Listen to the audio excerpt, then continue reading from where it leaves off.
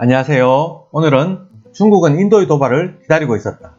국경 분쟁에서 드러난 1대1로의 진정한 목적과 인도의 본심이라는 기사를 소개하도록 하겠습니다.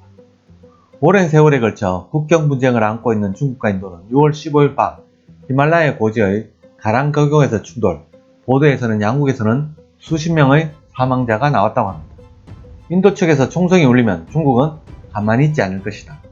1962년 중국-인도 국경 분쟁 이후 히말라야 고지에서 총성이 울린 적은 없지만 6월 15일 밤 충돌 당시 4000m급 고지에서 수많은 사상자가 발생했습니다.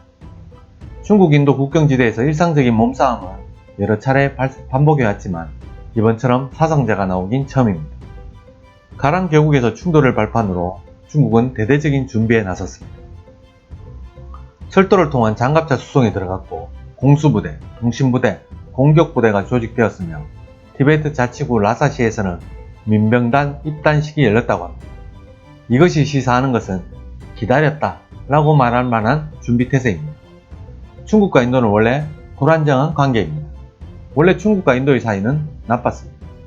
62년간 양국은 정치적 외교적 긴장관계를 지속하다가 2013년 말 미롤 시대를 맞아 극적인 변화를 보였습니다. 2013년 국경에서 싸움이 발생했음에도 불구하고 같은 해 10월에 중국은 인도에 대해 진영 대국 관계를 제안하게 됩니다. 중국이 실크로드 구상을 카자흐스탄에서 제창한 것은 같은 해 9월이었는데 이때 1대1로의 인도 참가를 시야에 두고 움직였다고 할 수 있습니다. 그런데 모디가 2014년 5월 인도 총리로 취임하면서 점차 방향은 바뀌어갔습니다. 2017년부터 부탄과 중국의 개정지에서 중국과 인도가 대립하면서 관계가 다시 불안정해졌습니다. 인도도 당초에는 인프라 건설과 제조업에 중국의 협력을 기대했음에도 불구하고 1대1로의 우려를 나타내기 시작했습니다. 참고로 인도는 지금 코로나 만연이 심각한 상태입니다. 그래서 아시아 인프라 투자은행 AIIB에 대출을 신청했고 최근 미화 7억 5천만 달러 신청에 대한 인가가 났다고 합니다. 5월에도 이 은행으로부터 5억 달러를 차입했습니다. 1대1로는 영토 문제의 존재에서는 지지하지 않지만 AIIB에 대해서는 창설 멤버로 참여하고 있습니다. 인도에서는 코로나 확대의 봉쇄에 실패, 45만 명의 감염자를 내 현 시점에서 세계의 4위이지만 실태는 국가가 발표하는 숫자에 현저하게 동떨어져 있다고 말할 수 있습니다. 코로나로 가족을 잃고 일자리를 잃은 국민의 폭발 직전의 불안을 앞으로는 중국이라는 가상적으로 만들려는 가능성도 부인하기 어렵습니다. 군사적으로 이용되는 1대1로 3월 중국 친구가 한 동영상을 공유해 주었습니다.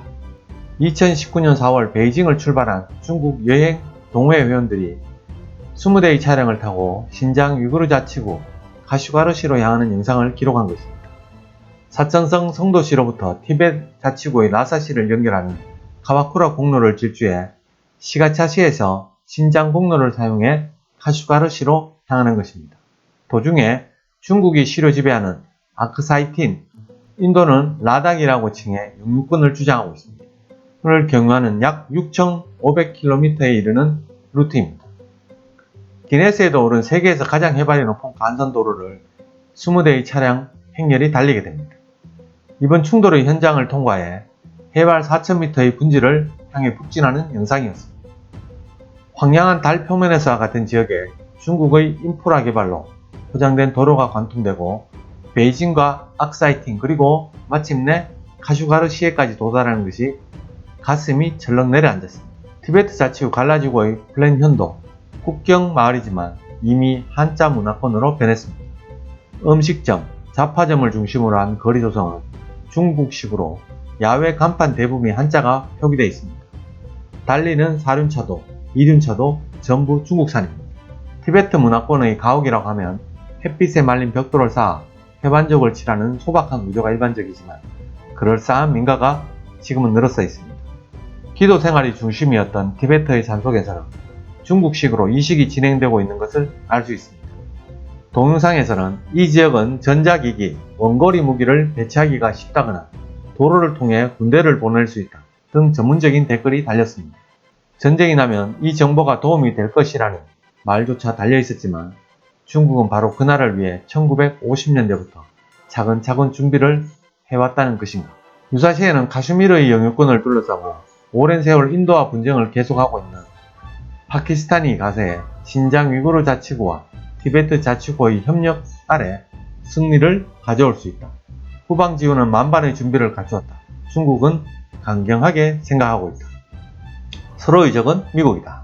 과거의 패턴을 볼 때 이런 국면에서 중국 네티즌들은 애국심을 강하게 떨치는데 이번에는 다소 모습이 달라 인터넷 여론은 가라앉아 있습니다. 중국의 한 인기 블로거가 쏟아낸 것은 미국이 원하는 대로 빠져들지 말라는 메시지입니다. 배경에는 미국이 있다. 그들은 중국과 인도의 전쟁을 시키려 하고 있다. 트럼프와 폼페이오가 부추겨 두 나라 모두 소모되는 게 미국의 목표이다. 확실히 중국과 인도가 충돌을 기뻐하는 것은 미국일 것이다. 만일 분쟁이 발생하면 중국에서 자본이 빠져나가 중국 경제의 침체가 가속화될 것이다. 중국의 세계 패권을 바라지 않는 미국으로서는 중국의 자멸은 더할 나위 없는 시나리오일 것이다. 반면 인도는 미국으로부터의 무기 구입에 거액을 쏟아낼 것이다. 원격 조종 항공기인 MQ-9B 22대를 이미 20억 달러에 구입했습니다. 미국은 인도를 세계 최대의 민주국가라고 소중한 파트너라고 떠들고 있지만 남중국해에서 실패한 미국은 인도의 희망을 찾고 있을 뿐입니다. 무기상인 미국의 인도는 단순한 고객이다. 그러니까 인도여 깨어나길 바란다. 이것이 중국 블로거가 하고 싶은 말입니다. 또 중국과 인도는 오히려 공통점이 많다는 오피니언도 있습니다. 그 공통적인 첫 번째는 세계사관입니다. 미국은 식민지 시대를 포함해 불과 수백 년의 역사밖에 없는 것과 대조적으로 중국과 인도는 5,000년의 역사가 있다고 주장하고 있습니다. 두 번째는 인구 규모입니다. 세계 인구 77억 명의 탑2는 중국 14.3억 명, 인도 13.6억 명으로 세계의 3분의 1을 차지하고 있습니다.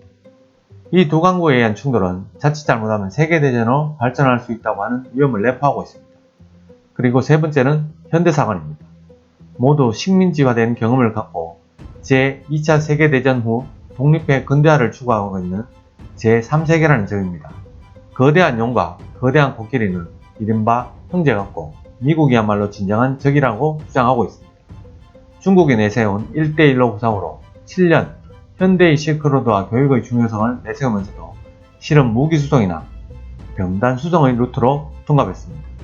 그런 두려움을 드러낸 것이 이번의 중국과 인도의 충돌입니다.